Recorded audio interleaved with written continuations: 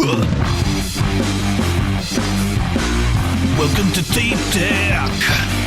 Gonna have a creative conversation.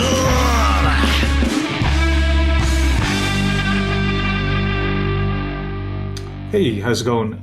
Welcome to Tape Deck, a podcast where I, artist and writer Declan Shelby, have a creative conversation, namely with a past or present collaborator in comics. Yes, this week I have Rory McConville. He is an Irish writer living in London. His work includes Spawn, Time Before Time, and Write It in Blood for Image Comics, as well as several series from 2000 AD, including Judge Dredd and Department K. Welcome to Tape Deck, Rory McConville. Can I do this well? No, not at all. There we go. Hey, I did it. You got there in the end. We got there in the end. Yeah.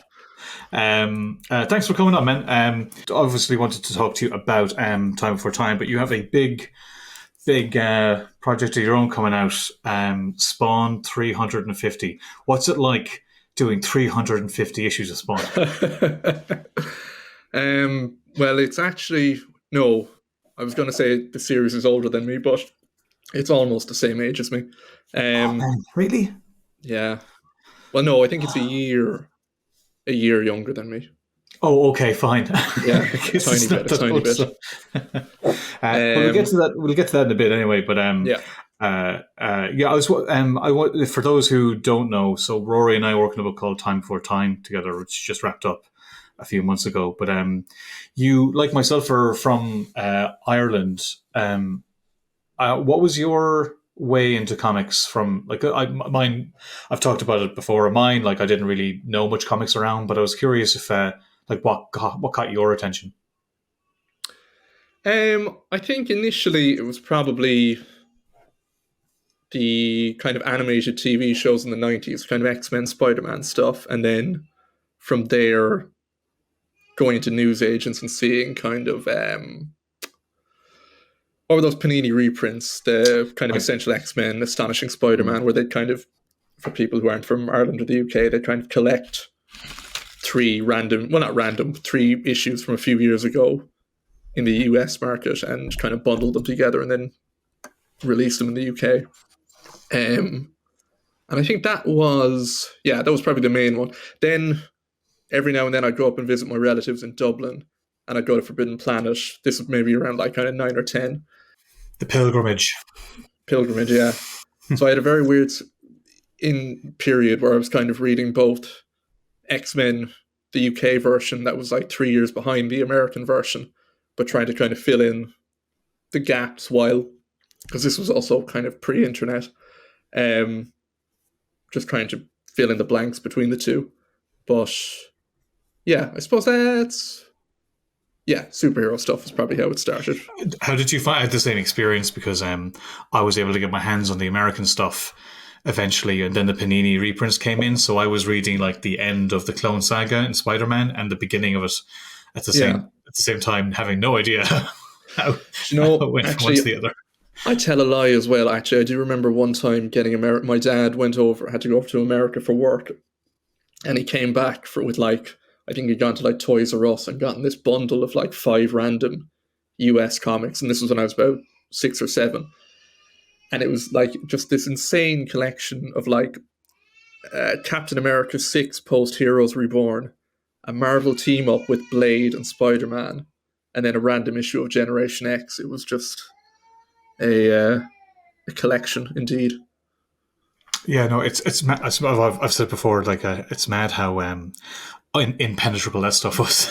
But I loved that, just the kind of getting lost in a world. Like, I think that's one of the funnest things about like shared universe comics.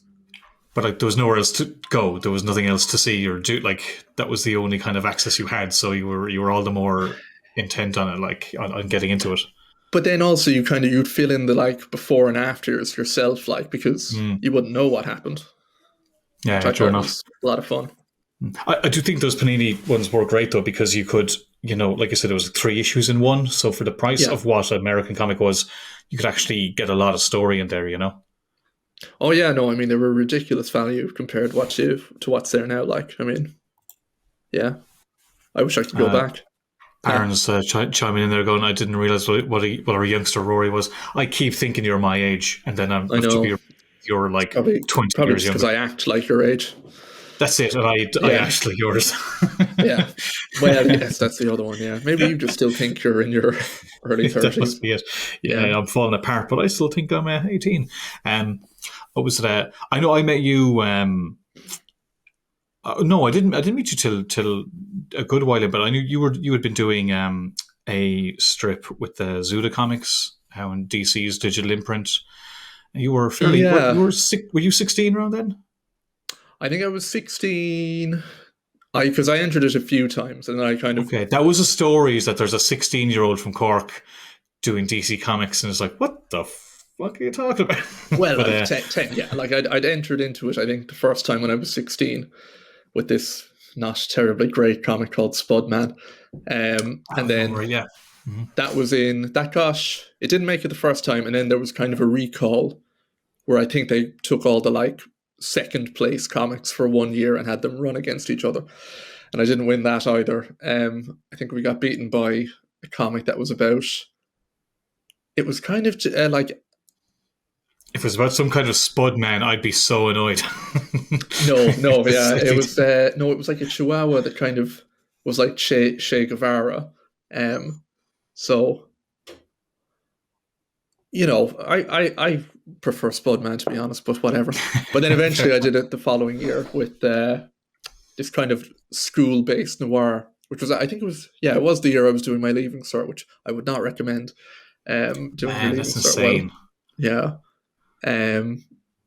Yeah, not a terribly good comic in retrospect, but we live and we learn. I mean, nobody does. No one's first comic is very good. No, and you did it. Yours was to a huge audience. Yeah. Like, was there anything liberating about that? Like, you weren't going to be nervous about anything after, that kind of attention. I don't know. I think you still. I don't know how you find it, but I think I would still get like quote unquote nervous every time a new project comes out, like just to see, because people still might hate it this time. You don't know, like your best stuff might be behind you now. That's the scarier thing. Thanks, Rory. Cheers, appreciate that. So I haven't thought that myself at all. Yeah, see, you're far more of an optimist than I am. That's the problem. Well, I mean, but I also think there's something to be said when you're younger. You also really don't care at all. Like I am. Mooney reminds me when I was doing like a freak show, my attitude was like, I'm going to kick this Mooney's guy's ass.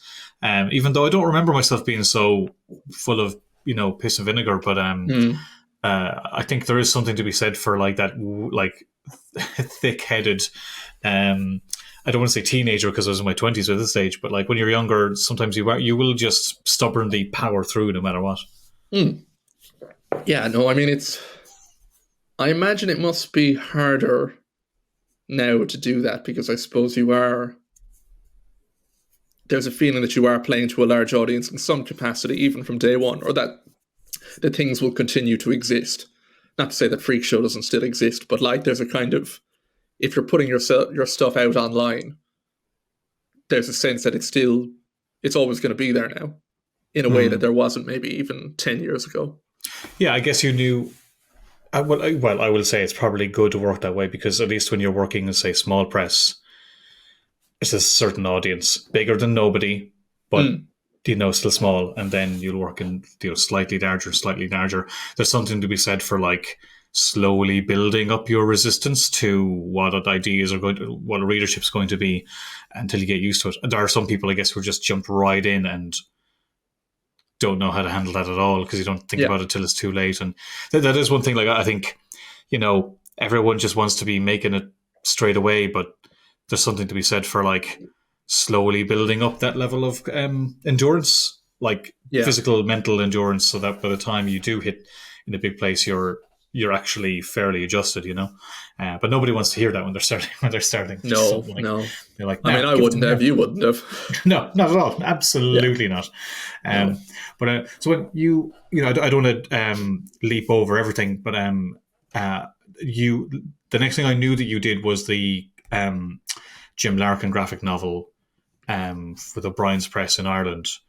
Yeah. That was probably, was that a big jump for you? Because I know you've been doing a good few pitches. I'd read some short stories of yours, but I think that's probably your first chunk of story. Yeah, I mean, it was certainly a big shift in terms because it was a non-fiction Irish history piece, and And it was it work for hire was too, wasn't it? Hmm? It was work for hire. It was a job, like it wasn't. Yeah, Your own no, thing. absolutely. Yeah, I didn't go to them and pitch Jim Larkin in the 1930 lockout. Here's an idea. Yeah, this is going to bring in the kids. Don't you worry. Yeah, so I did that with Paddy Lynch, and it was, I think, was I in college at the time? But yeah, that was it was a fun, really cool project to be involved in, and like kind of stretched a lot of different creative muscles. But I suppose it was never going to lead to anything else, if you know what I mean. I suppose it was very much for a certain audience, and it was a great opportunity, don't get me wrong, but yeah, I suppose there was a limited scope for what it would. Did you learn much on that? Because that would, like I said, it was a work for hire gig, and there was probably limitations there that you had to manage. Yeah, I think it was mainly, I think the biggest limitation was trying to figure out what was the best way to tell the story itself. Like, I mean, we tried to, I think, tell it as visually as we could, and in some senses, that may have made it like it could have been more. There would have been ways that maybe it could have been more accessible. It was probably done in a way that you probably need a degree of knowledge about the lockout before reading it, but rather than as like an entry level piece about it. But like say, was it different to say what you were doing with the Zuda stuff, where like it's a story, you got to work it out, you got to, everything that comes with like a job that isn't your creation, I think is a good kind of writing test, because you have to work with stuff that isn't necessarily what you would do, but it has, there's things you have to do and make work. Whereas sometimes when you were starting out and you were a kid, you probably weren't as like engaged or critically minded. You probably just get your story out. Yeah, well, I mean, even the fact that it was a piece of historical, like it's historical record, so there are inbuilt limitations in that in terms of what you can do. Like the story is what happens. So, yeah, for sure, there's definitely, I think, a lot of benefit to be had from kind of working within limitations. So, what made you then? Like when so that came out, like I know you did 2000 AD next, but like I actually don't know what were you thinking after that book came out? Were you thinking, okay, now I've gotten a job writing comics, so I want to keep this going, or were you? I know you were doing more short stories. What was your plan? Yeah, so I think after that I was kind of more focused on getting more kind of regular periodical pro work, and I had been talking to a few people, and they'd suggested kind of working out some short stories along the way. So I kind of, for a year or so, kind of committed to the idea of doing a new short every month and kind of bundling them up into kind of portfolios and showing them to editors at cons and stuff, but very much with a view to trying to break into both, I suppose, the UK 2000 AD market and then also the US market. See, that's what I would advise somebody to do. Like now, I would say like that's a good thing. Like do these short little pitches and have things to show to editors. But how did it go for you? Like, what was you did them? I know you did them because I remember reading them at the time. But what was the reaction? Did you go? I know you went to conventions and stuff, but did it help at all? What was the reaction? I mean, there were a lot of people were quite had a lot of nice things to say about them. It didn't lead to any direct work, but I think it was very useful in terms of building my skills, particularly in doing shorts.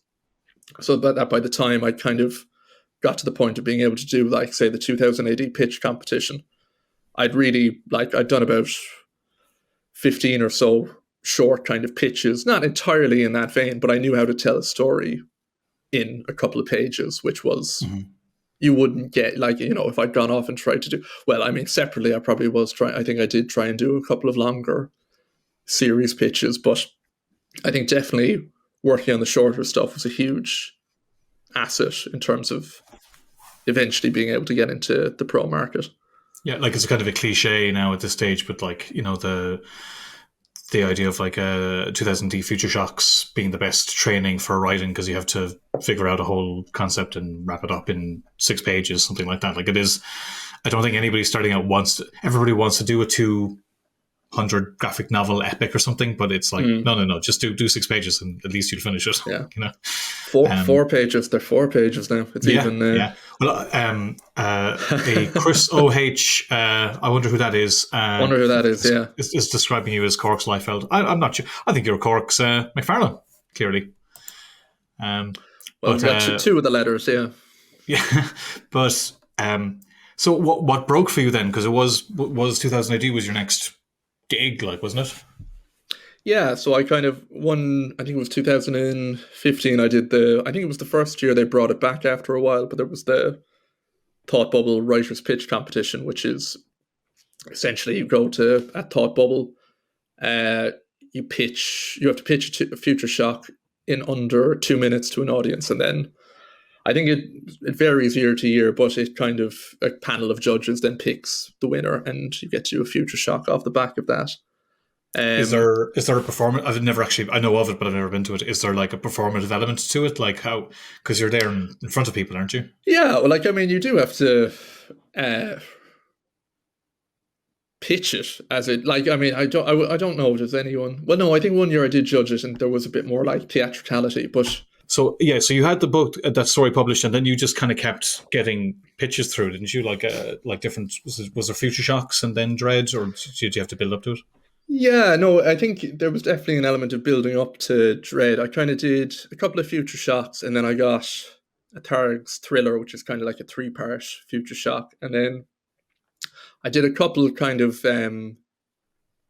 characters from the wider Dreadverse, like Cursed Earth Coburn, with Carlos Esquerra, and wow, you got to work with Esquerra. I know, it was. I think it was like only a year or 2 before he died. Actually, it was. Jesus Christ, man, it's amazing. I mean, yeah, like, I mean, I got to do a Dread with like Mick McMahon as well. Like, it's insane who you end up working with in 2008. Yeah, it's all downhill after that. Absolutely.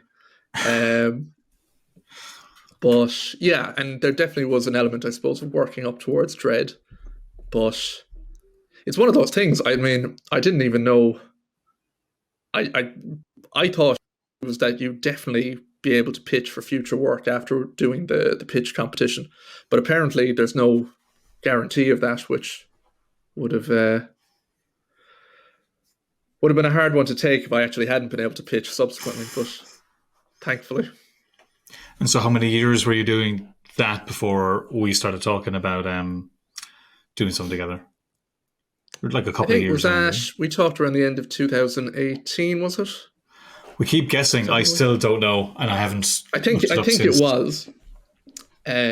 So yeah, so I suppose about like 2-3 years maybe. Yeah, because I remember I'd been giving you like advice like oh, do a one shot and show at conventions and this, that, and the other. Nothing had quite hit, but like we'd always gotten on. We always were talking about what we were watching and, you know, stuff like that. We always kind of seemed to be in the same mindset, and I was pretty wrecked after doing Bog Bodies, but I knew I wanted to like follow up with another project, and we were just hanging out at my table, and I remember just going like, actually, you know, do you want to do something together? And you were like, yeah. And you remained as enthusiastic ever since. Yeah, throughout. It's a hallmark. But what did you think when I threw that your way? Like, were you thinking that's never going to happen, or he's full of crap? No, I didn't think you were full of crap. That was a hard thing to say. Yeah, because you do. Yeah. Since then, you think that? I thought it probably wouldn't happen just on the basis that like you'd be too busy. But not that you wouldn't. I took it as a genuine offer, and like I kind of felt whether it did or didn't happen, it would kind of be mad not to go for it, like, or at least try. Yeah, I remember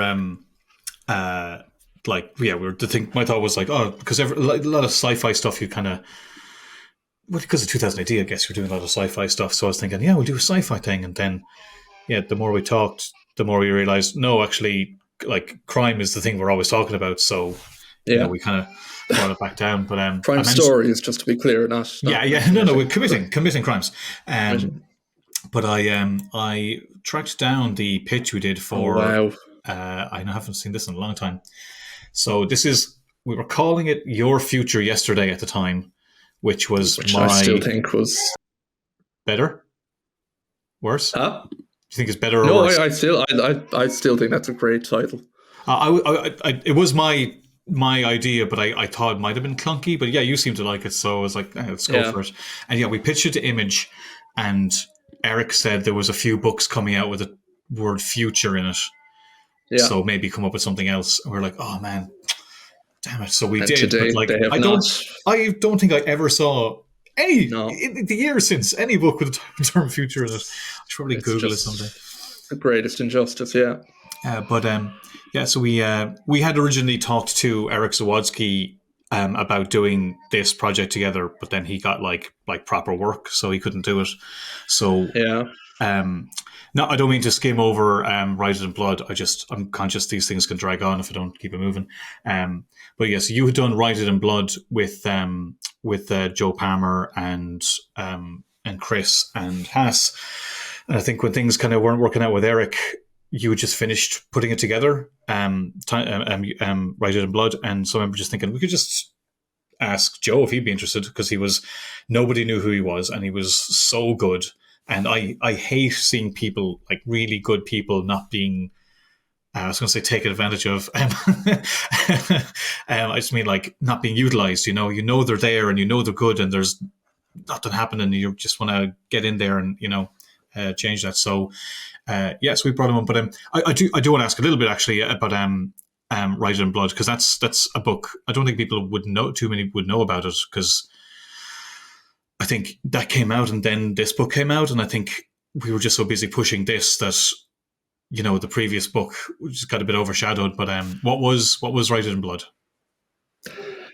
So Write It in Blood was a crime series, kind of in the vein of Fargo, about kind of pair of brothers who kind of get entangled in a conflict between two crime families while they're transporting a member of one of the families to be killed by another. And it's kind of a slight kind of a black comedy story, again, kind of in the vein of like Martin McDonagh. But yeah, so it was kind of an attempt to kind of do something that was a bit more grounded and move away from sci-fi for a little bit. And it was, yeah, four-issue series done with Joe Palmer that came out with as a completed graphic novel through Image. And yeah, that was great. Like I remember we put it together. It all came out over COVID, and there was nothing to read. So I talked to you into a lot of stuff I don't know if you wanted to do or if it worked out, but like it was great to finally see it published at Image, because I know that was kind of the plan from the beginning, and it was good that it came out, and then this book was announced. But we'll show some of it here. Actually, I literally haven't looked at this in ages now. God, yeah. So generally, I'm working on a pitch at the moment, so I've had to remind myself of looking at this. So whenever I was pitching stuff, because I think it was me who put this whole pitch together, wasn't it? As in presented it. Yeah, no, the visual stuff definitely. Yeah. Yeah. So I knew generally when I'm pitching stuff, it'll be like this, like the concept, the story, and then like the hook. The hook. Keep it one. In my experience, I can't speak for everybody, but in my experience, I do find it good to keep things to a nice tight page. Different publishers will have different kind of takes on how they like stuff presented, but like I know it's Eric Stevenson's going to see this, and I feel like you don't really want to over labor, how clever your ideas are. You want to kind of just get, here it is, look at it, and let him just decide if he likes it or not. So yeah, I don't need to read all this out. You can always just look it on your own screen. But as you can see, nice, just like type. What was it, like 2 sentences to explain the rough gist of it? What was it, like 5 little small sentences to explain the story, and then just kind of wrap it up as like, what was it? I can't read it here, but a mix of Looper and what was it? Saga. Yeah, like whatever puts the thing in the person's head. Like it's not really like Saga, other than they're on the run. That's kind of it, or that there's 2 main characters maybe, but there's nothing else similar at all. And I think Looper was a thing that everybody liked about. Everyone did end up comparing it to Looper to some degree, and everybody loves that film, so it worked in our favor. But I did a whole cover treatment that ultimately I thought was a disaster and had to throw out. So we got Sasha Head to end up coming in and actually making it look real nice. Like I had great notions about what I would do with this, because I like comics that are different and give you a reason to go, oh, this is kind of cool. But with that ambition comes a lot of work that may not really make any sense. Did you at one point, didn't you want like a kind of a flash forward to the following issue on the cover or something?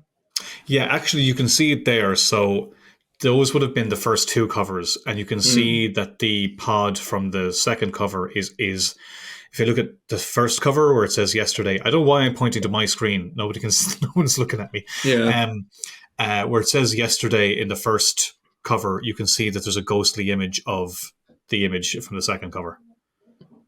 Oh yeah. See, so there were other. I remember it was a nightmare when we were scripting, but you want every like 4th and 5th. You wanted the 3rd or the 4th and 5th page of every issue to be like a giant splash or something. Was there something?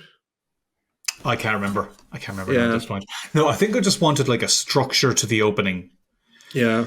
So that it always kind of, like I ended up kind of doing that in Old Dog, where there's a storytelling page and then a design spread. But I wanted just a kind of a something to structure every issue. And in a way we did that. Like the first 3 pages were always a good intro. So whenever we had preview pages, the first 3 pages, now I think it was done deliberately from the beginning, but we ended up just kind of kept doing it, because every preview page, the image we're putting out, it was a good hook, every time. But well, it's also it's also kind of, it's natural to end on the 3rd, so you get the page turn for a new scene.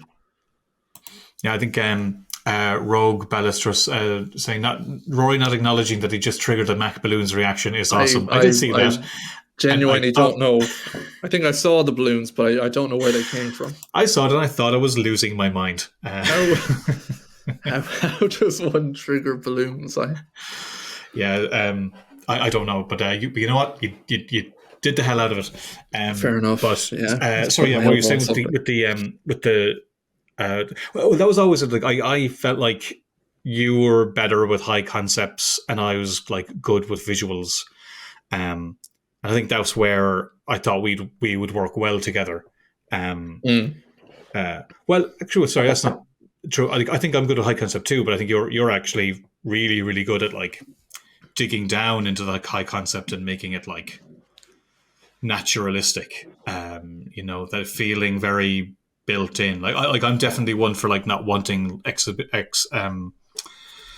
exposition to just like kill a scene. I'm always trying to think of like moving things along in a visual way, but I think you've always been really good at like doing that in the writing more than the visuals. I don't know if you agree. Yeah, well, I mean, I it's probably down to my total inability to draw anything. But I think being an artist as well, like it's natural that you be more visually inclined that way. I have to rely on those pesky words because they're all I have. Well, it seems to be working for you. Like I had this is what I do when I'm pitching stuff, is I do have a kind of a more visual pitch, because even there's something I'm working on at the moment, and I've written a draft of the script. And I'm not drawing it, but I know I'll do a variant cover if the book gets approved. So I just I just drew it out at the layouts there the other day. And I find that just in the kind of drawing of it, even if I'm not drawing the book, helps me kind of tease out some visual stuff, and I don't know, it's like I connect with it a little bit more, and I think working the visual pitches really helped me with that too. Yeah. So it's, in a way, you are adding a little bit of razzmatazz to what could just be very basic Word doc. But it does help me kind of flesh out what I'm thinking at the same time, So this was going to be the cover. I was going to fade out the credits so that Hassan's name kind of faded out, because it's so long. It really overwhelms the cover every time. But I was really happy with this. I thought it was good and great, like we said. I think we didn't even have to wait too long for this, did we? It got approved fairly fast. I'm trying to remember. It was, well, was it 2020 or 20? Yeah, no, it must have been 2020 because the book came out. Yeah, because I think that was it. We also pitched it. I mean, this isn't like privileged information or anything. It's part of, because we didn't know if we get approved. Like, so yeah. I part of my pitch was, you don't have to pay for this. We're not. We will pay for this. Yeah. Yeah, which was the best and worst decision. Yeah. Well, best in that, I think if we had Image giving us advance, we'd have had to cancel the book earlier. Worse than that, it's been difficult to manage it all. But if if you gave me the option a few years ago, I think I'd still go like, yeah, we wanted this to be as ongoing, not just like a miniseries. Because, well, one, I wanted you to have a book where people could find you, but I from a writing point of view, I wanted to write something longer than a 5-issue mini, because I'd just done Bog Bodies and I'd done Savage Town and, like a serial at, miniseries at Marvel, which is all great, but I liked the idea of having something with much more scope that we could kind of play around with. So that worked great for me because I did get to do that, even though so much of it came down to you actually making it happen. I still got to do the thing where we had a talk and figured out the story, and I wrote my scenes, and I wanted to make sure that I was getting to kind of push myself from a writing point of view, very much piggybacking off like the horse and cart you were pulling. I would just hop on the back of it and go, so I'm just going to hang out here for a while and then pop off again. But no, I'm glad it ended up being what we wanted to be. I'm going to see, I can whip up here the actual first issue, which you can see it's a much, much cleaner, nicer, and yet interesting cover design by Sasha. But I mean,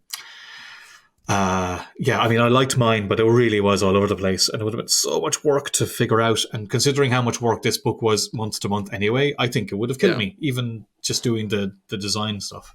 But yeah, and we did this was 30 pages, wasn't it? The first issue? Ish, yeah. It might 32? Even have been 31. 31, yeah, because there was something wrong where we had to add a page, wasn't there? Yeah, I think we wanted was it a page turn or a splash or something that we needed? But yeah, it was definitely over 30. I think it was 31. But I'm trying to remember why, because I think it was 30, but we had I can't remember what it was. But I mean, I didn't really want to do a 30-page first issue because I knew it's more work. But I do think even now, I've noticed because I've been writing Alien at Marvel, that the first issues are all 30 pages. Yeah, and I think it makes such a difference in terms of actually being able to... You don't have to cram it all in there. You can breathe a little, and it does. Like I'm pitching something at the moment, and I wrote like an outline for what happens in the issue, and the note I got back was, there could be more in this because it's 30 pages. I was like, I didn't know it was 30 pages. Oh, sure, of course it's. But I didn't know that. I think that's what they do now all the time for first issues, and I don't think it's a bad thing because I think you can really make a harder decision on if the book felt like you got enough story in 30 pages than 20. Yeah, no, I mean, sure. I mean, most TV shows, I feel like they probably have a longer pilot as well. So, it's only natural that, especially to if it's something episodic, you kind of do need to pack. I wonder, do you appreciate why I was of that mind when we were starting, considering we, the economics the money. Yeah. Yeah. No, I mean, obviously, I do, but I think it's also one of those things like you kind of have to. What's the point if you're going to be kind of you have to be, I suppose, factor these things in, but you also can't like handicap yourself too early on, like Yeah. by kind of yeah. Well, God, I it's don't so think hard. every first I issue haven't seen needs. these pages in a while. Yeah, same. They're great. They're great.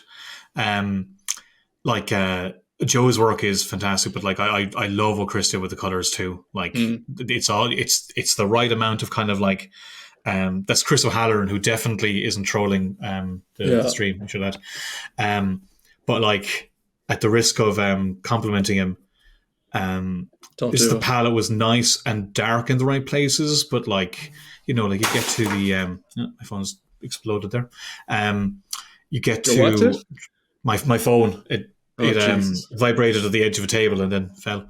Trying to find there's the well, like there's a lovely kind of soft palette in this scene here. Kind of a little more pastelly, and then back to the drab future stuff, and then this savage kind of like radioactive green like cityscape and like I feel like Chris was really popping off at this stage. I think as a colorist, he was really, really finding his voice, and I love what he did on this. And yeah, I mean, we could be all day talking about how great Joe is. Although some didn't. There's some people who really didn't like Joe's stuff, which I just don't understand. I think Chris I get Chris it. hated it, didn't he? He repeatedly Yeah, exactly. Yeah, said how that's much what made me think of it.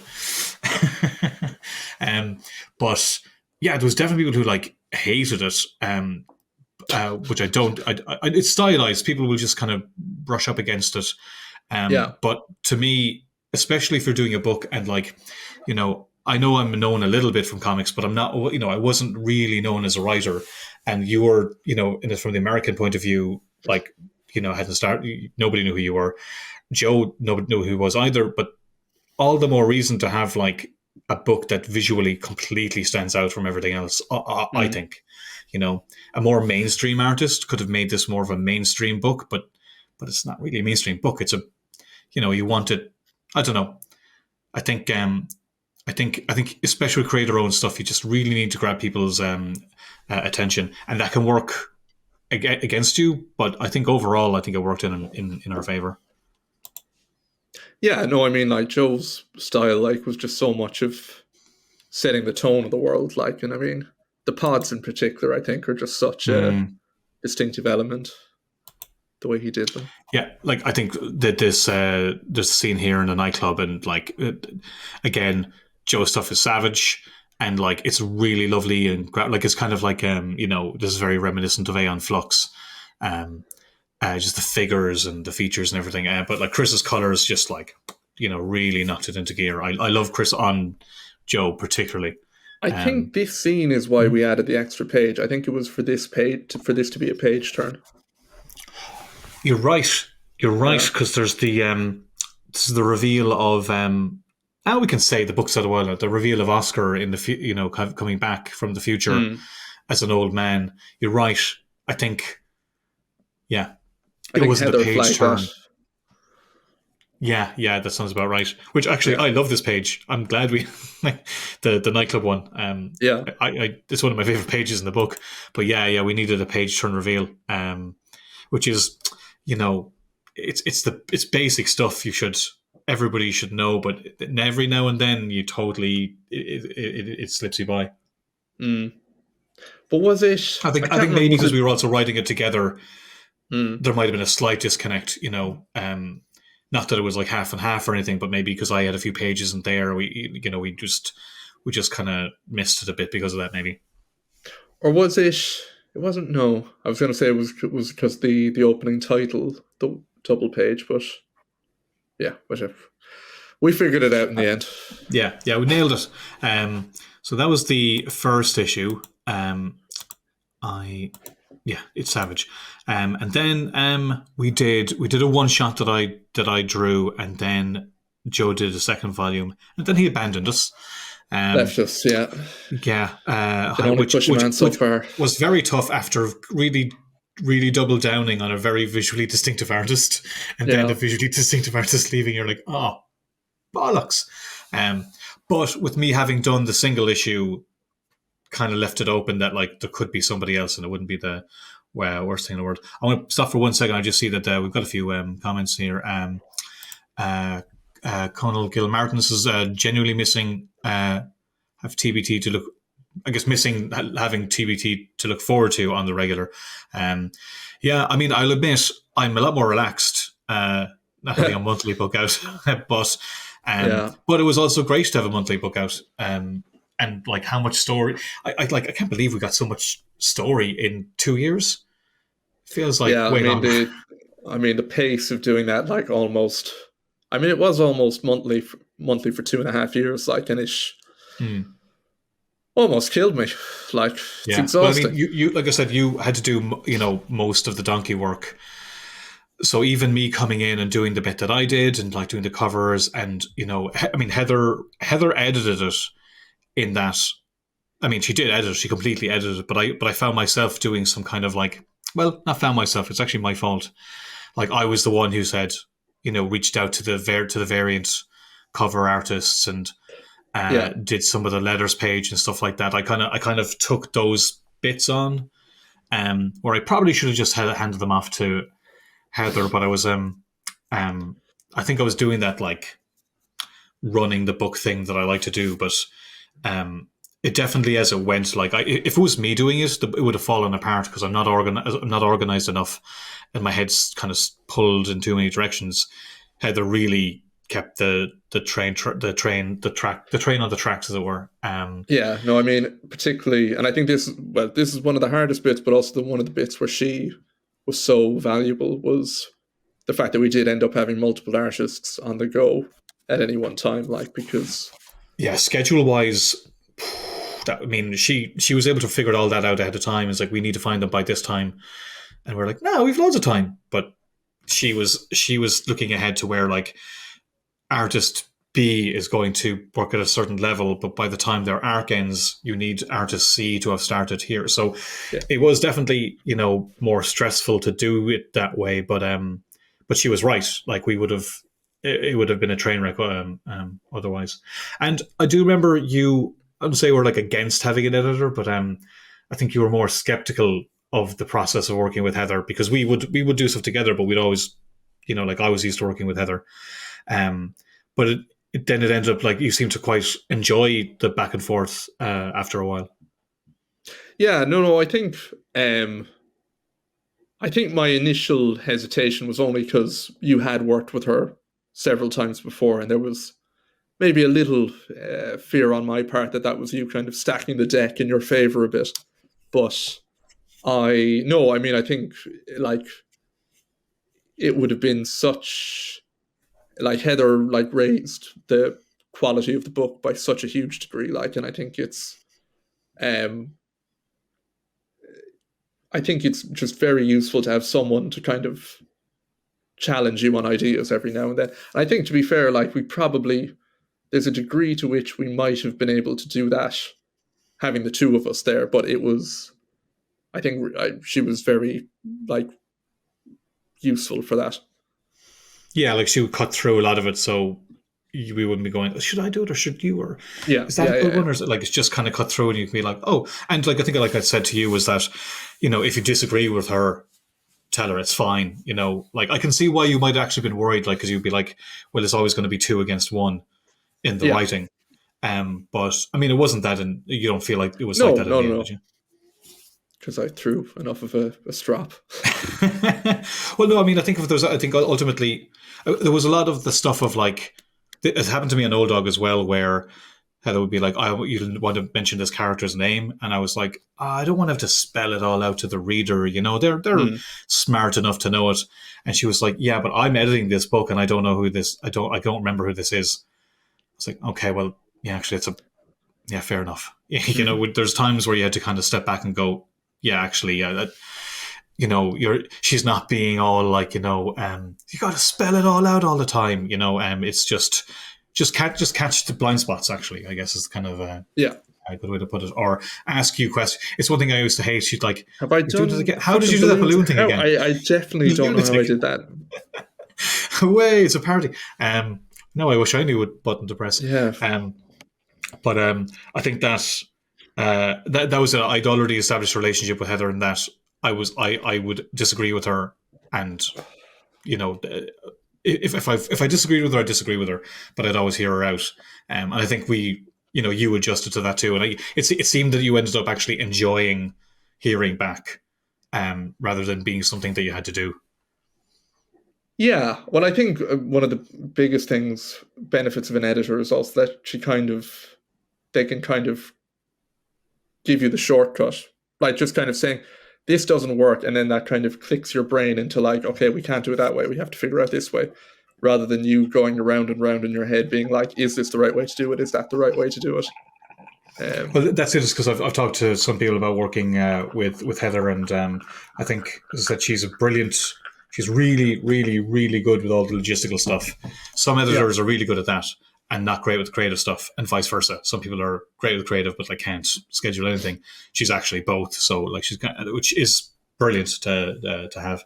But anyway, let's see if we have more questions. Andrea says, Joe and Chris's work were the biggest draw for me to check out Time Before Time when it was announced. How could you not love such a team? I mean, I don't know, Deck. How could you not? Don't ask a question. Don't ask a question you don't want answered. But true enough. I'm glad. That's great. It's great to know that like that strategy does actually pay off sometimes.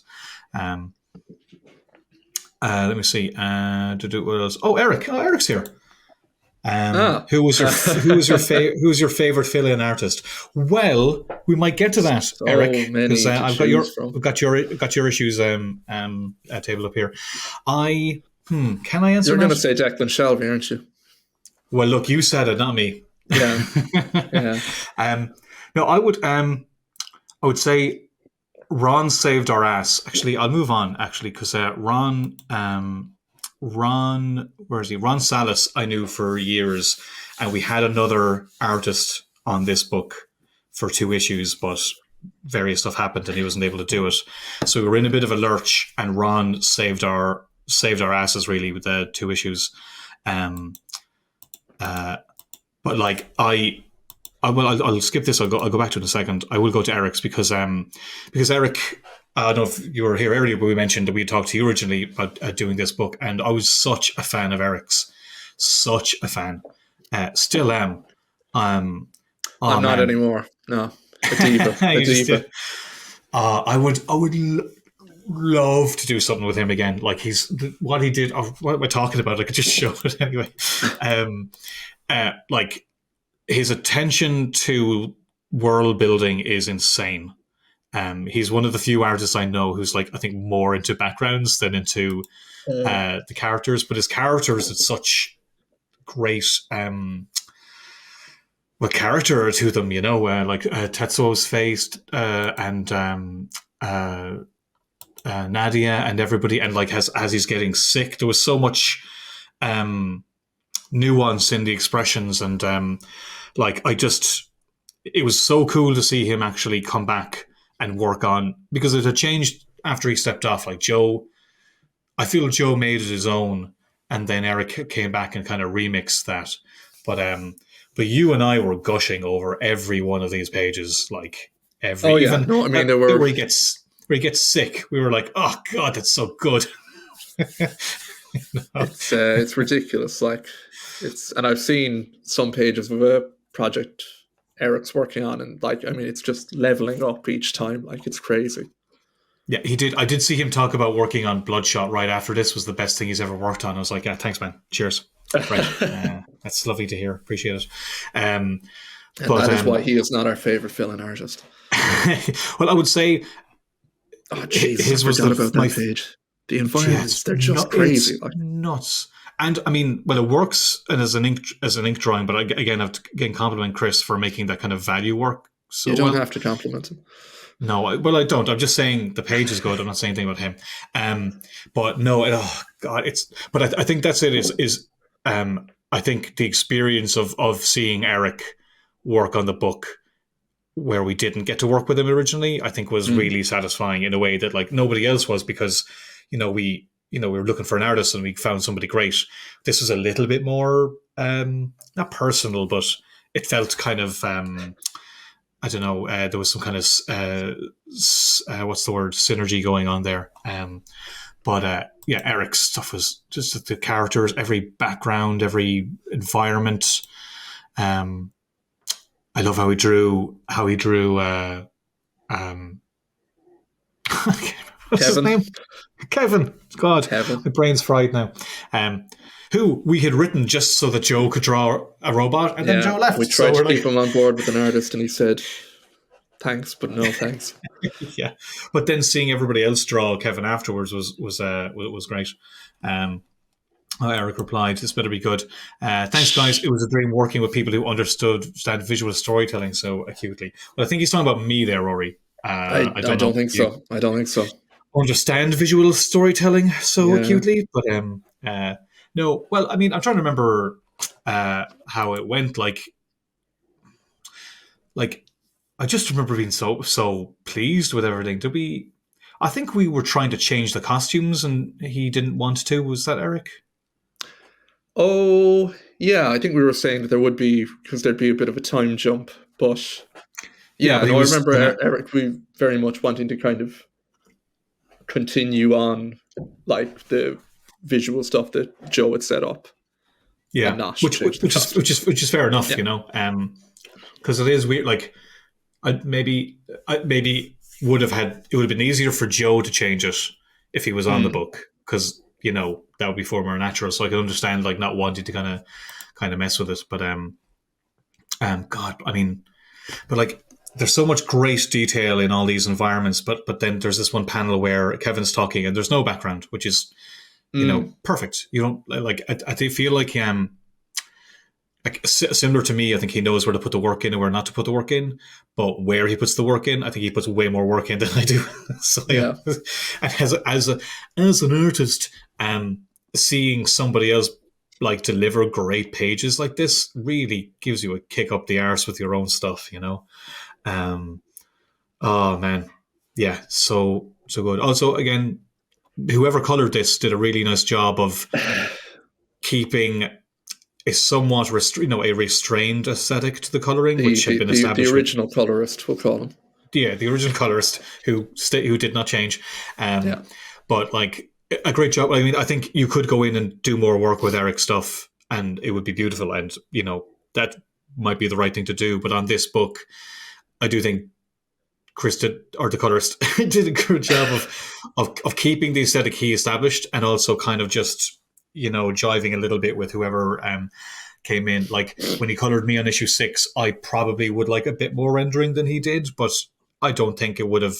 I think it worked for the book that he had, or the book that we had made. Yeah, beautiful. Oh God. Yeah, I mean, joking aside, like Joe or Chris was such a key part of like giving consistency across the whole run with like. Because obviously, with bringing different artists on board, it could have totally I think he was so important for kind of maintaining that identity. No, huge. Like when I was doing Thunderbolts, it was me and Kev Walker, and we had Frank Martin coloring it, and it really did like help keep the book feel like it's one book rather than just totally different all the time. And like him and Haas. Yeah, with the lettering, I mean, I'm not trying to be like overblow it or anything, but those small, subtle consistencies, I think, helped the identity of the book. Like, especially like what Haas would do with some lettering effects, and sometimes was between how Joe did his and Haas carried it on. I felt kept again the visual integrity of the book together, even as the artists changed. God, it's just Eric, you're so good. I miss you, man. Call, right?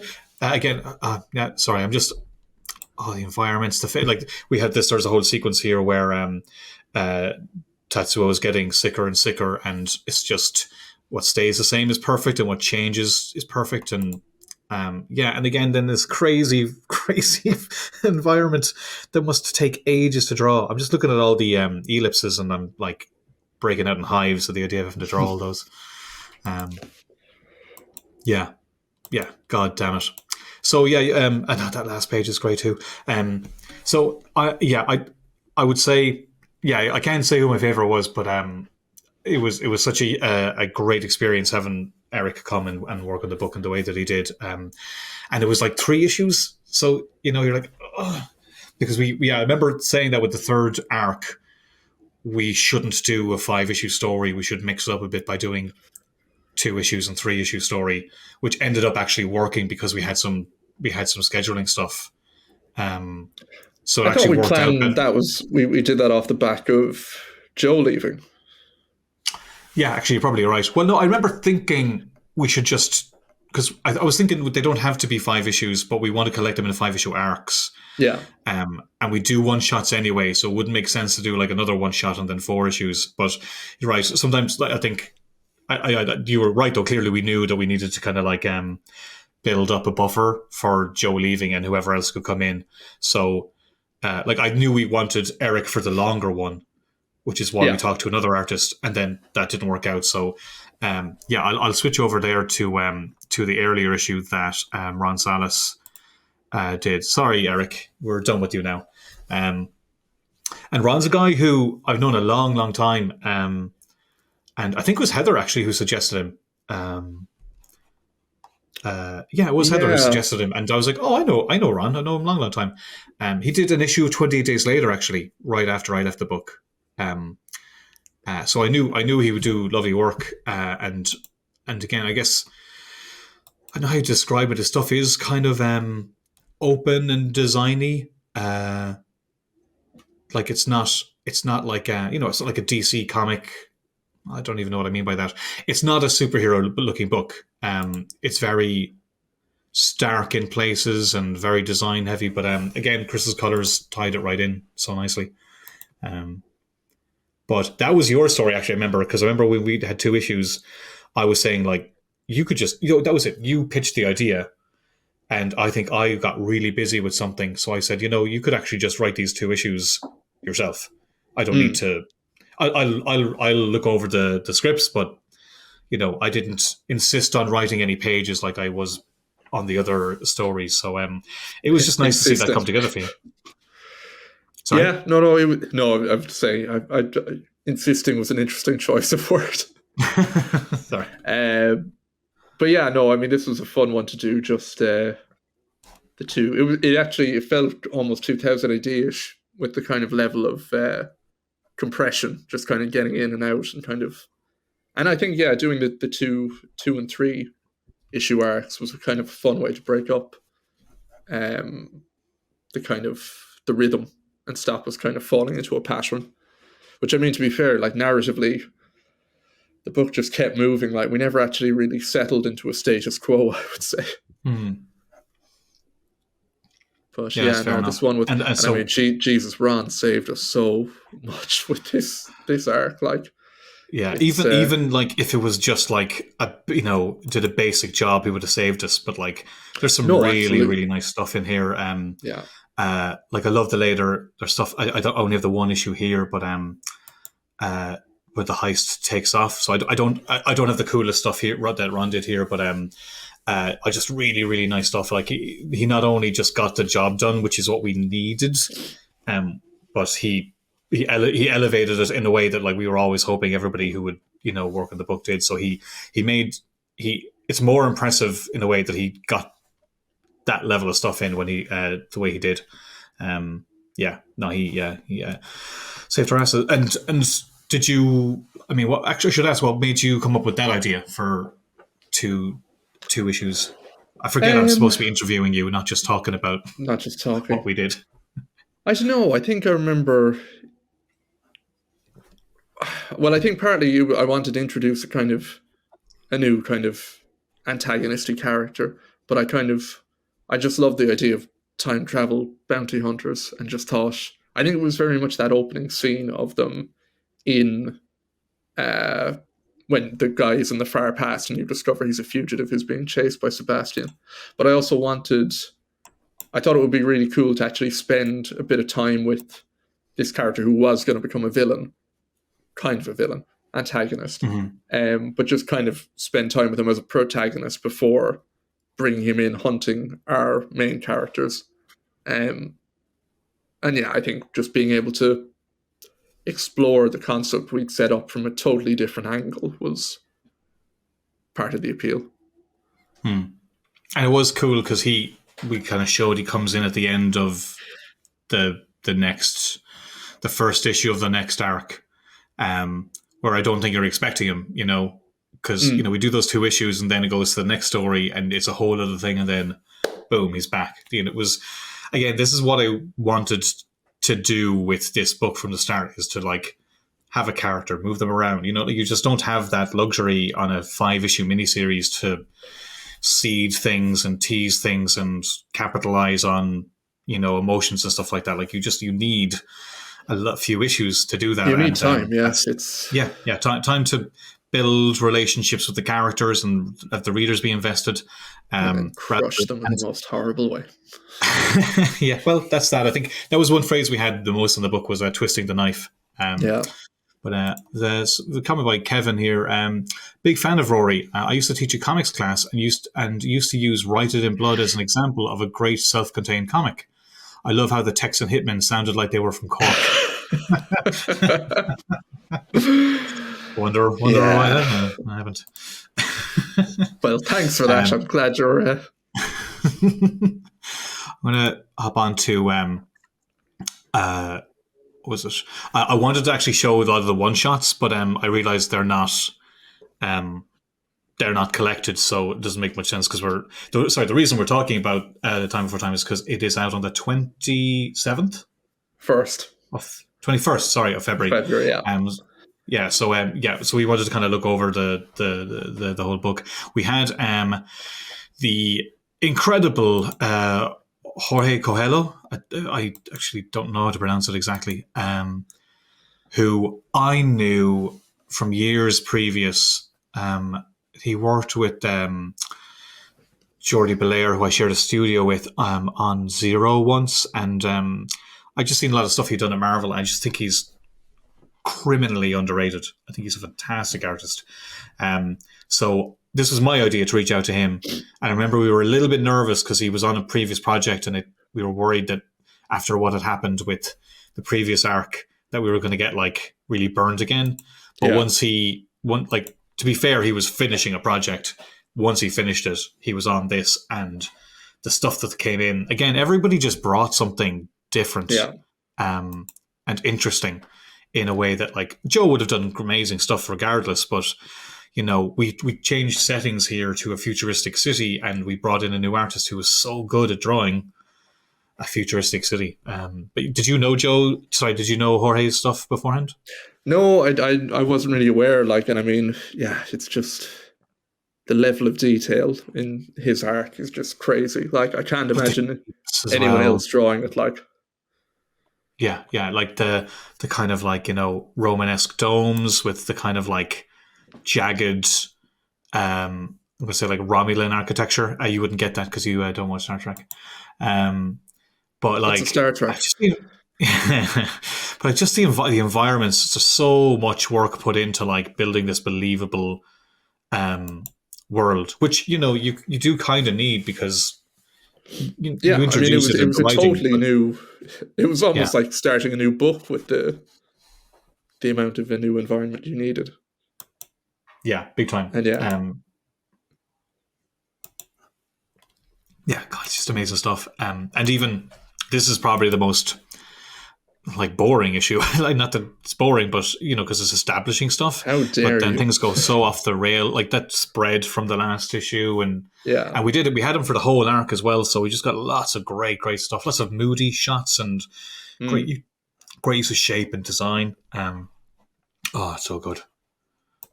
But and then I couldn't, or was it? Do I have an issue by? Yeah, sorry, we do. An issue by Jeffo, who did 4. So the last arc that's coming out in trade on the 21st. Yes, February the 21st. Nailed it. Did it again. So that's is Jeff O, who did 4. We did something different with this one where we did a 4-parter, and then the last issue is a little different, and I'll show a bit of that in a second. But Jeff O I knew from actually when I was doing the X-Men Vertical stuff. I was using Jeff O's webtoon story as a bit of a kind of introduction.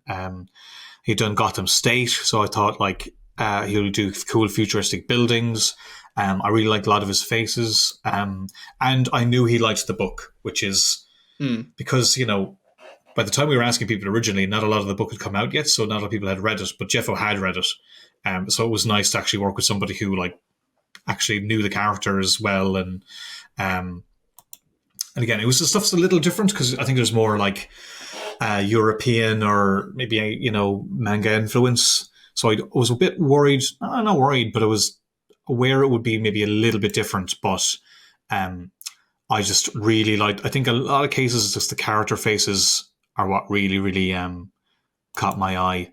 I love how he draws Nadia, and Marston is such sleaze. And I love how he does Kevin as well. I know. I guess it was interesting. Every few months, you get to see a remix of the characters that you know. Yeah, no, actually, his Kevin was really great. It's that was always one of the funnest parts of having different artists, including the one-off artists weren't doing the existing characters, but just kind of seeing new interpretations of them. I think it was. I was talking to Kyle Higgins at one stage, and I told him, that Joe's leaving. I think he was the one who suggested a different artist for each arc, that to lean into the problem rather than try and work around it. Try find another ongoing guy to just lean into it. It did work in our favor for sure. No, definitely. I mean, there's no way we would have been able to keep the schedule we had if we had another person come in full time. Not that any of these guys were slow either. I mean, everybody was they got the stuff in. Just Heather built a really good schedule where, everyone had I think more they had enough time and a little bit more to make really nice pages. So it things worked out nicely for us there. And then Joe came back for the final issue, which was issue 29. Do I want to show much of this? I mean, maybe show the first page. Yeah, okay, I'll leave it at that. Here it is, which is a flashback to. All right. The earlier scene. But to the earlier. So, but it's interesting because you're seeing Joe draw the same time. I don't know what do we call this? Timescape. Time era, as before, but by the time he left the book and now, his work had between volume 1 and volume 2, his work evolved, and it was really interesting. But in the space of time since, he's gone way more abstract, way more shape based. It doesn't actually look like the same artist at all. Maybe with Chris's colors it does, but I know we did want him back for the last. I mean, we were fairly adamant that we wanted to end it the way we did, right? Yeah, no, definitely. I mean, we had talked about what we would do if Joe hadn't come back, but we couldn't literally force him to come back. But thankfully, he did want to. But yeah, and I remember, I think it was Why the Last Man was a reference point of the kind of feeling of the last issue. You want the last issue to be remembered as the last issue rather than, it having more impact than just say being the last part of part 5. Yeah, no, absolutely. I think a lot more series are doing that now, where kind of the final issue is kind of standalone in a way. Well, of the series that do get to run more than 5 issues. I'll show one more page. Yeah, just to show how Tetsuo's head looks like a pineapple, and the arch of the back, he's totally leaning into more abstraction, which is less it doesn't match the beginning of the book, but at the same time, but, you know. it's amazing. I do genuinely love seeing an artist develop, not get better. It's not that he's better than he was. He's making more decisions to be You're saying simplified. he's getting worse. Is that what you're I'm saying? He's getting saying worse. Joe's Yeah, gotten worse? he needs glasses. No, just that, like, you know, he could draw the way he was drawn before if he wanted. He's making a decision, and it's interesting to see those decisions. You know, say like Andreas says, I won't look at the screen for a bit. International audience here. The book's pretty much still ongoing for me, waiting on the last trade paperback. Okay, well, don't worry. There's no spoilers here. But well, also, yeah, it doesn't defeat the point of showing everything when the book's out in a couple of weeks. But how are you feeling now with it done? Like, it's been out, like, it's ended now, like 3-4 months. Yeah, I don't know. I think it still hasn't properly hit me, maybe. I think because there is still, maybe I'm deluding myself by saying there's still, because the Volume 5 still has to come out, but I think I probably do need to go back and have a proper look at it. But, like, I mean, I think it's mainly just a sense of, like, disbelief that we actually got to do a book for that long. Like, I mean, I think we've said before, like, I mean, it's probably the longest creator-owned project either of us will do, realistically, just probably. the way. But yeah, and I think it's a funny one in a way, because I don't think I got the chance to do a series that got cut off early at 5 issues, and now I've started with the experience of a series getting to run exactly as we had planned. I'm not going to be able to cope, like, afterwards. Yeah, no, you've flown too close to the sun now. Anything else is just not going to work. I do want to say, for anyone watching the stream or listening to this podcast, Volume 5 is the last trade that's collecting the whole story. But there is going to be a 6th trade, because we decided to, we're going to take the one-shot issues that I mentioned earlier, and we're going to collect them into a 6th trade. So the main storyline that will wrap up with the 5th trade on February 21st, but then later this year, we're going to bring out basically an extra trade. That would be all the one-shots that kind of take place they all took place within the narrative of the series, but they weren't, like, connected. In many ways, though, it is the most important trade, you would say. Agreed. If anything, you should only read that one. Only by because that one, because it has in art by spite one of the Declan fact Shalvey. that Declan Shalvey has drawn it. Yeah. Well, that was it. I mean, I remember I drew that issue because I kind of I was hoping people would consider it like a special issue and that the sales would go up, but, like, no, they just stayed exactly the same. So I was like, oh, nobody. I think it was our lowest selling issue ever, wasn't it? yeah. But no, I'm glad, because it'll be a really nice one, because it was me, PJ Holden, Lauren Knight, and Will Morris who all did the one shot. So that's going to be a really, really nice one. So we're basically starting to put that together now to have later. But we weren't sure if we were going to do it just because of just logistics and money and stuff. But after, like, we weren't sure we'd get to this far in the series. So we weren't going to collect 2 one shots, as a single trade. So we actually have enough material for the 6th one. So it's definitely the longest now, longest series of books that I've worked on. But so that's official. I've been holding off on that for a while, but I'm really excited to see how that's going to come together. Rory is also excited.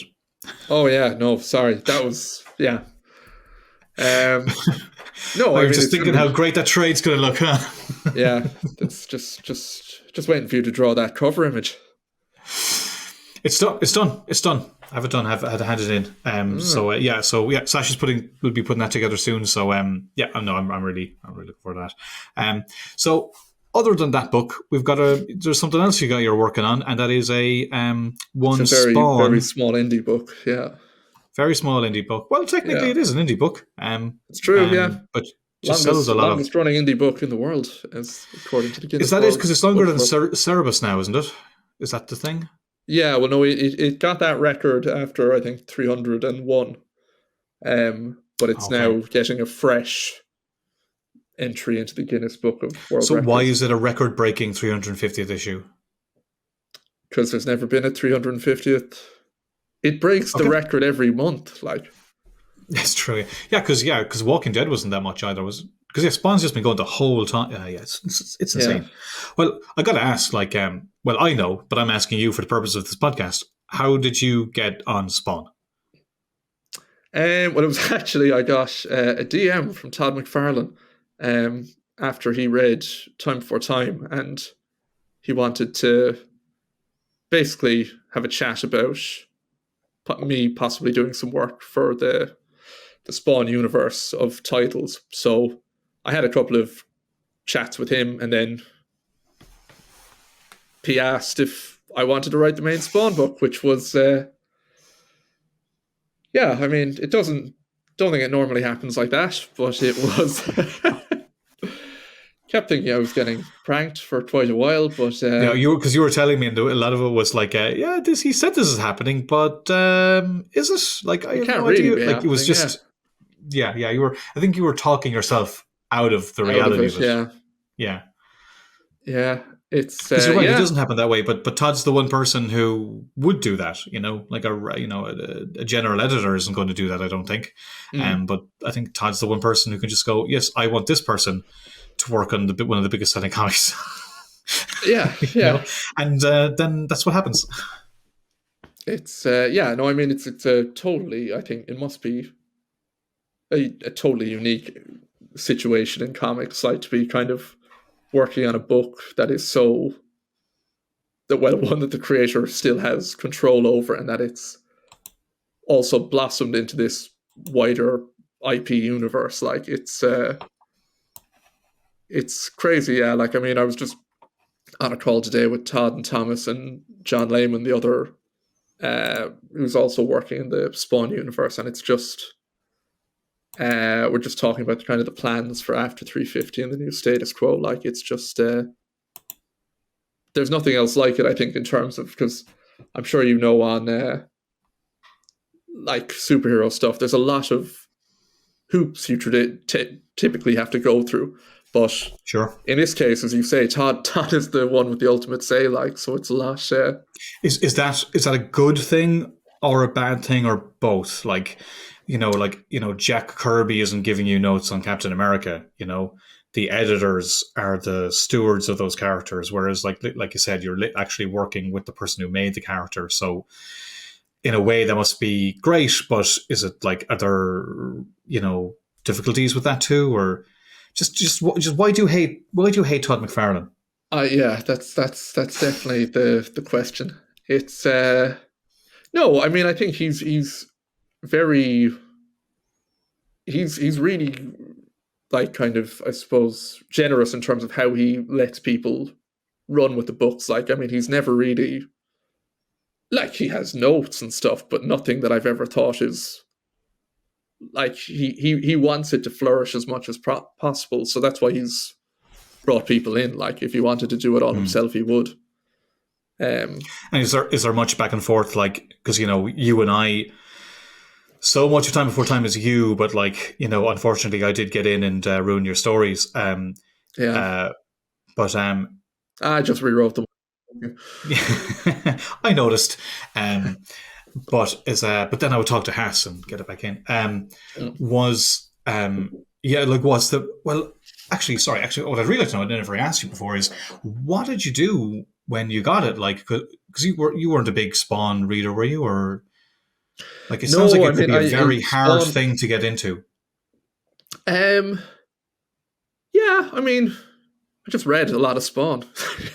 Like, I hadn't been a huge. Yeah, how much Spawn reader. did you read? Because I'm getting all that with like Thundercats now or an Alien, and my answer is like I just read like a very limited amount and left it at that. Was Spawn Yeah. something where you just had to read so much of it because there I mean there's a lot of it, so you can't just read the first issue and go got it. No, yeah, for sure. And I mean, I'd say I kind of read, say, the first 50 and then would kind of dip in and out. But like I'd also be like, I remember initially I was having a lot of conversations with Todd and Thomas, and it was a lot more about kind of, not that they didn't want me to kind of read over the old stuff, but there was very much like they wanted to push the universe forward and not be kind of playing the greatest hits over and over again. Like, so Do you think there'd be a danger of that if you read everything, that you're just gonna like, well, I'm gonna do my version of this and my version of that, and we're gonna go back here, and the fans like this, and I think, yeah. I mean, I think it's with most properties that have been running for a long time. Like, you kind of have to not pick and choose. Like, you want to try and like fish into continuity, but you'll tie yourself up in knots if you're just trying to adhere to it entirely.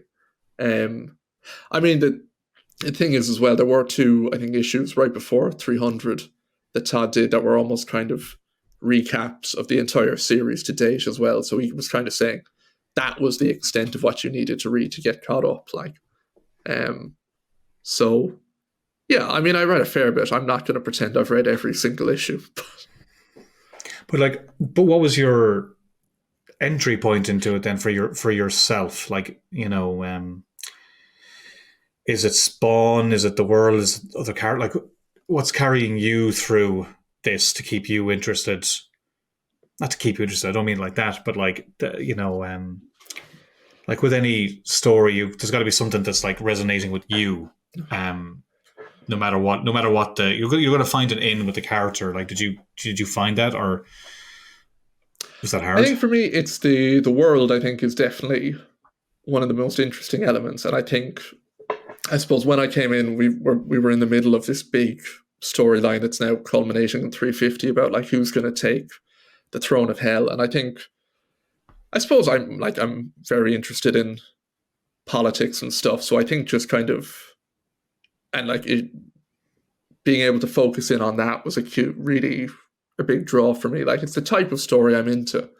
And I think it is a very rich world, that there's a lot that can be done. Like, there's kind of, I mean, Todd would say it himself, like that there's only like what is in this world. There's kind of only like been a small bit has been kind of sketched in, and that there's a whole lot more that could be done with it, both with Spawn and the wider universe. So do you feel you have to pace yourself a little, that you can't just, you know, or not that you can't, but you shouldn't dive too far into something and like leave room to get to later?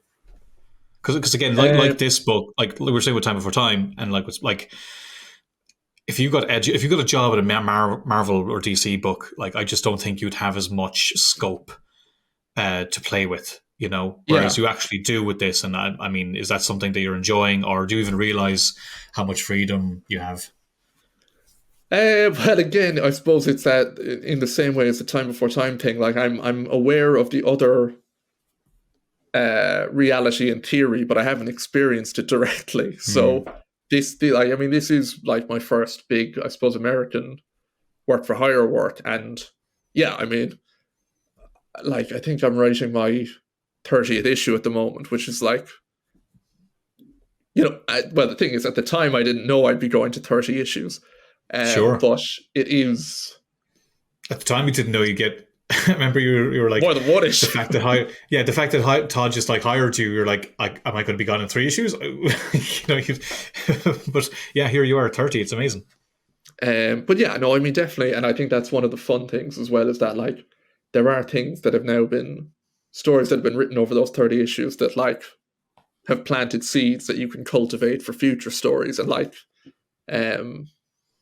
yeah, like I do think it's what is really interesting about it, also having been a universe that like predominantly one person has been running, is that, you know, I mean, if you take your Marvels and DCs, like a lot has been explored in those, whereas this is like there's a lot more kind of fertile ground to kind of do something brand new, which I think is cool. And you came on like a really like exciting time for Spawn, because I think, yeah, it was issue 300. What was it? No, it was about 3. I did half of 323, and then okay. my first full one was 324. Hooray! You did Fucking it balloons again. again. How did that happen? It's amazing. Oh, I'm so jealous. But no, when you came on though, I mean, there was like King Spawn kicked off, and like it seemed like Todd was really doubling down on the Spawn universe. Like Oh man, it was hot, for lack of a better there are word. so many books coming out from in the Spawn universe. Like it's bonkers. Like I think, yeah, there's a lot planned over the next year. So, Chris.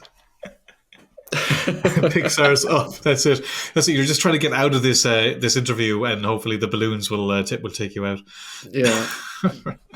But what was it? Yeah, but like, was it not really, really intimidating to be doing a book with Todd McFarlane on his book, like his the flagship book as well, Spawn? It's not one of the other, like a newer spin-off or something. Like this is, it's a big deal. Like, was it that were you intimidated, or was it just that like this is so different? I'm just going to try to get my head around like the actual book. Yeah, I think it was mainly just trying to get my head around it. I was kind of looking back. I'm kind of surprised I wasn't more intimidated. I guess I kind of maybe was just going into this. I kind of just expected it to end at any moment, so there was no point at. Well, if I recall, though, I think you were just you were dropped in on an issue and you had to just kind of figure it out pretty fast. Like it wasn't like can you pitch me your idea for Spawn or whatever. It was kind of like, here we go, and you had to just kind of jump in. So I think maybe you didn't really have the luxury of navel gazing.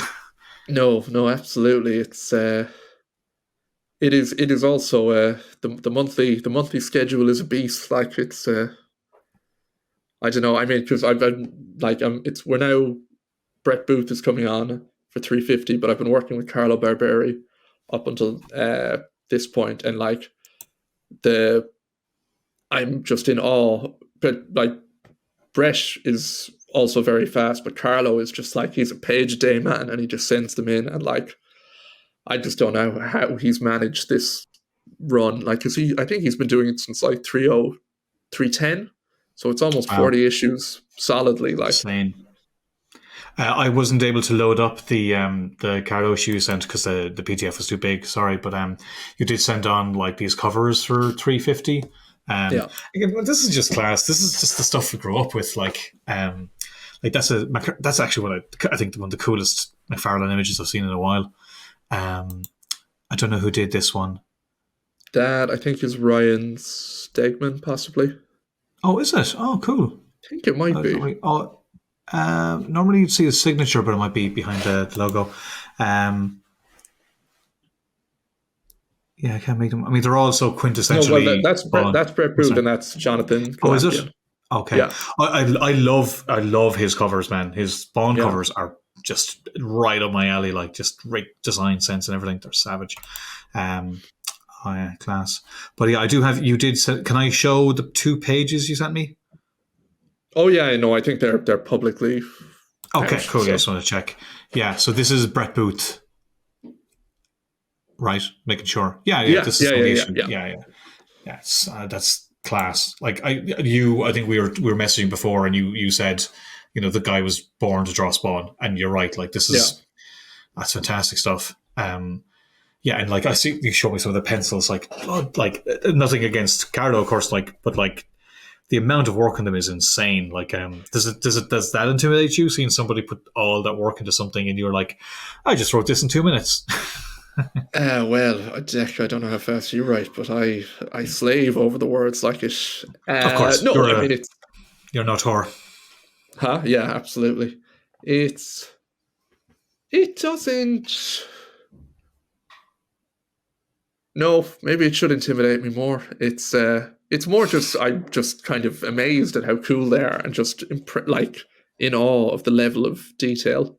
And also insane. The other thing is, it very much makes me want to go like, oh, what cool thing can I get him to draw next? Like, yeah. So.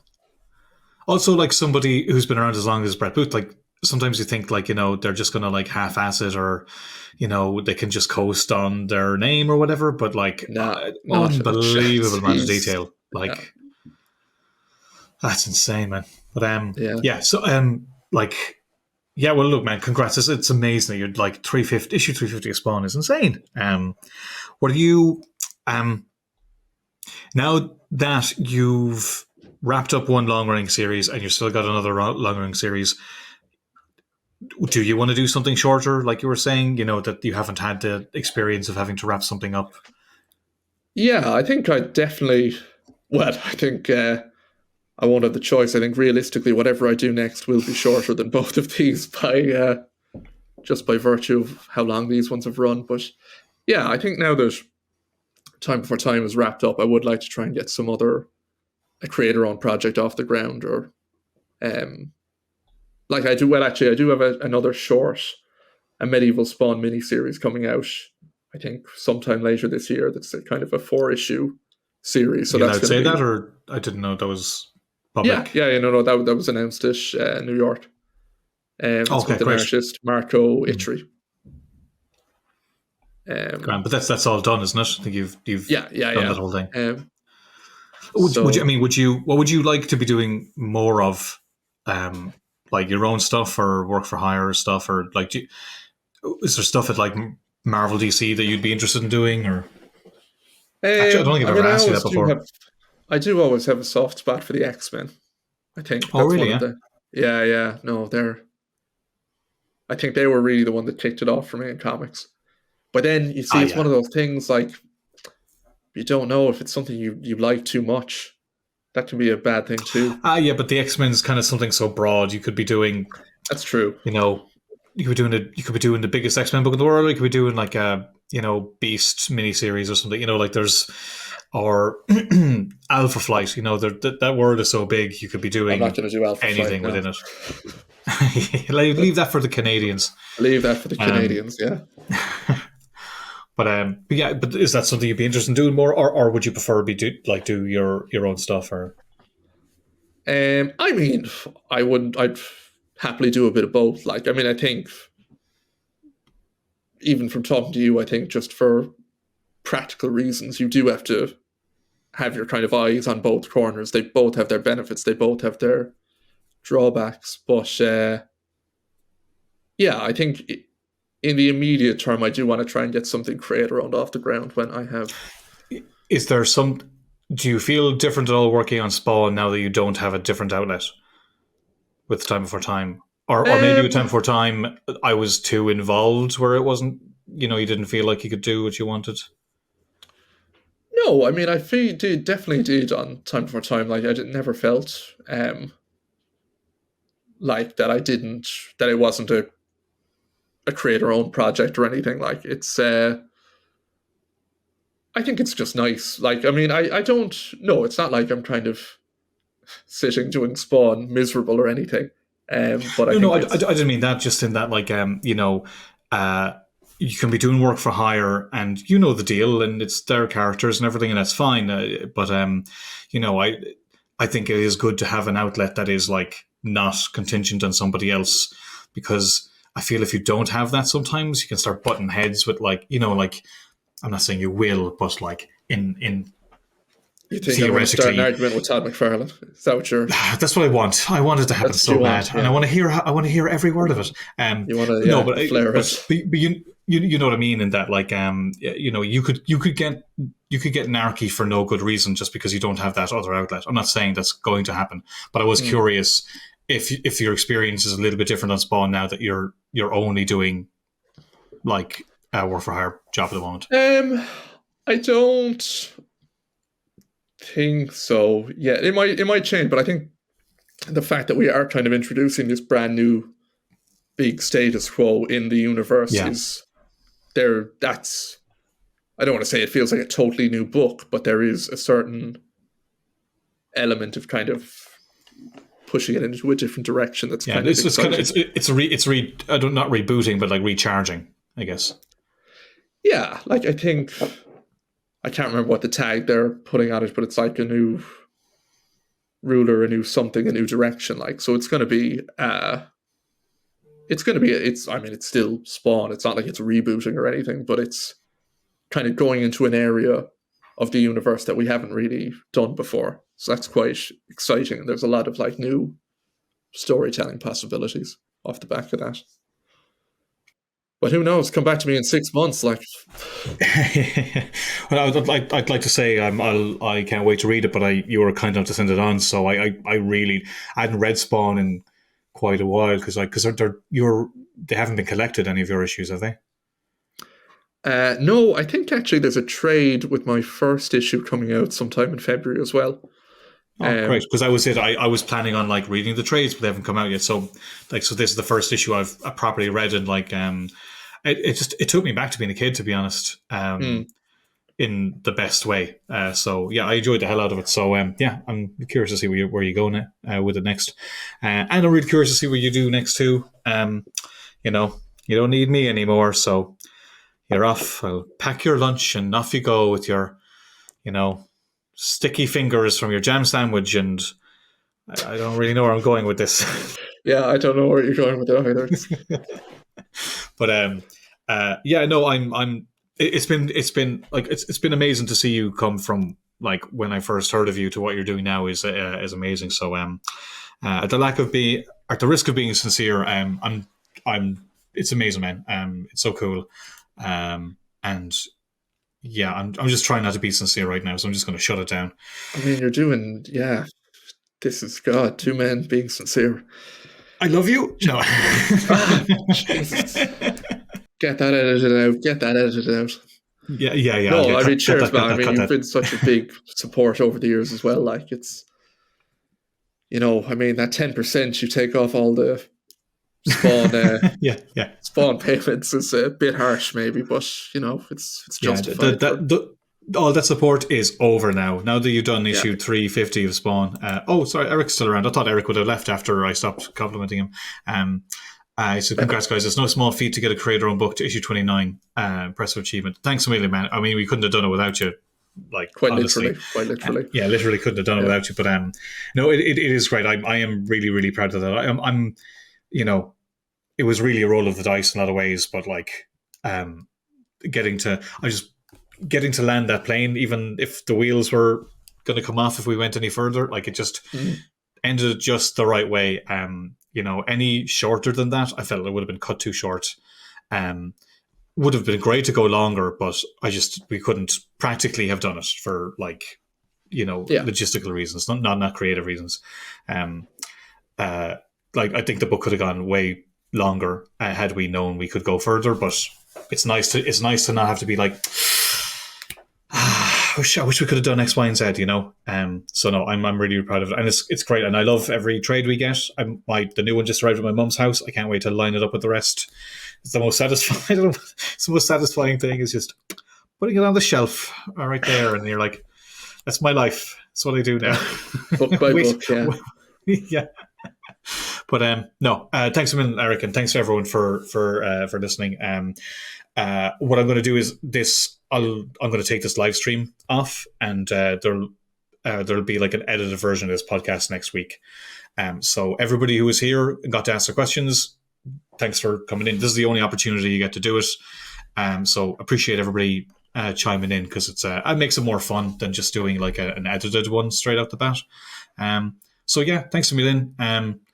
I guess you can subscribe and all that stuff. I don't know. I'm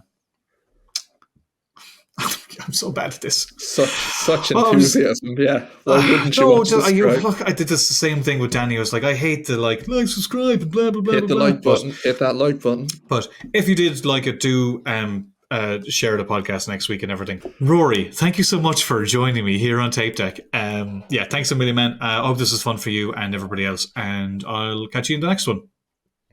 Cheers, Deck.